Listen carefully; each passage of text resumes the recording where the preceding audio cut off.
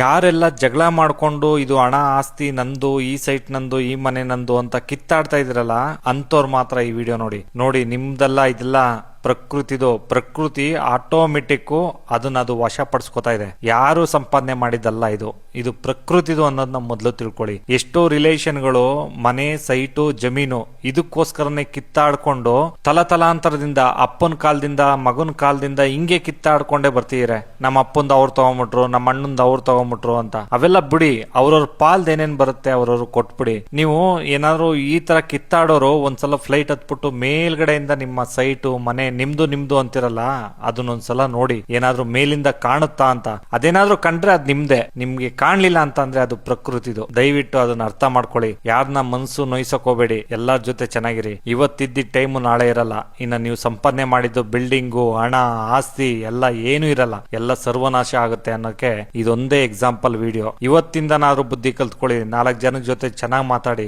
ನೀವು ಸ್ಮೈಲ್ ಇಂದ ಮಾತಾಡಿ ಎಷ್ಟೋ ವರ್ಷಗಳಾಗಿರುತ್ತೆ ಎಲ್ಲರ ಜೊತೆನು. ಫಸ್ಟ್ ನಿಮ್ ಸ್ಮೈಲ್ ನ ನೋಡ್ಕೊಳ್ಳಿ. ಕನ್ನಡಿ ಮುಂದೆ ನಿಂತ್ಕೊಂಡು ನಿಮ್ ಮುಖ ನೋಡ್ಕೊಳ್ಳಿ. ಫಸ್ಟ್ ಡೈಲಿ ಕಿತ್ತಾಡೋದು, ಜಗಳಾಡೋದು, ಕೋರ್ಟ್ ಅಲ್ಲಿ ದಿನಕ್ಕೆ 1000 ಕೇಸ್ಗಳು. ನನ್ ಮನೆ, ನನ್ ಸೈಟು, ಅವ್ನ್ ತಗೊಂಡ್ಬಿಟ್ಟವ್ರೆ, ಇವ್ರು ತಗೊಂಡ್ಬಿಟ್ಟವ್ರೆ, ಒಂದ್ ಸೈಟ್ 5 ಜನಕ್ಕೆ ಮಾರ್ಬಿಟ್ಟವ್ರೆ. ಇವೆಲ್ಲ ಯಾಕೆ ಬೇಕು ನಿಮ್ಗೆ? ದೇವ್ರು ಕೊಟ್ಟಷ್ಟಲ್ಲಿ ಆರಾಮಾಗಿರಿ. ಇವತ್ತಿಂದು ಈ ಟೈಮ್ ನ ನೀವು ಸಂತೋಷದಿಂದ ಕಳೀರಿ. ನಾಳೆ ನೀವು ಮಲಗಿ ಎದ್ದ ಮೇಲೆ ದೇವ್ರು ನಿಮ್ ಮನೆ ಬರ್ದಲ್ಲಿ ಏನ್ ಬರ್ದಿರ್ತಾರೋ ಅದೇ ಆಗುತ್ತೆ. ಮನುಷ್ಯಗ್ ಮೋಸ ಮಾಡಿ ನೀವು ಏನ್ ಬೇಕಾದ್ರೂ ಗೆಲ್ಬಹುದು. ಕಾನೂನ್ಗೆ ಮೋಸ ಮಾಡಿ ಏನ್ ಬೇಕಾದ್ರೂ ಗೆಲ್ಬಹುದು. ಪ್ರಕೃತಿಗೆ ಮೋಸ ಮಾಡಿ ನೀವು ಏನು ಗೆಲ್ಲಕ್ಕಾಗಲ್ಲ. ಪ್ರಕೃತಿ ಬಂದು ಇದು ನಂದು ಅಂತ ಕಿತ್ಕೊಂಡಾಗ ನೀವು ಇರಲ್ಲ. ನೀವು ಸಂಪಾದನೆ ಮಾಡಿರೋ ಅಂತ ಆಸ್ತಿ, ಹಣಕಾಸು ಇರಲ್ಲ. ಅದು ಬೆಸ್ಟ್ ಉದಾಹರಣೆ ಅಂತ ಅಂದ್ರೆ ಈ ವಿಡಿಯೋ. ಇನ್ ಮುಂದಕ್ಕಾದ್ರೂ ಬುದ್ಧಿ ಕಲ್ತ್ಕೊಳ್ಳಿ.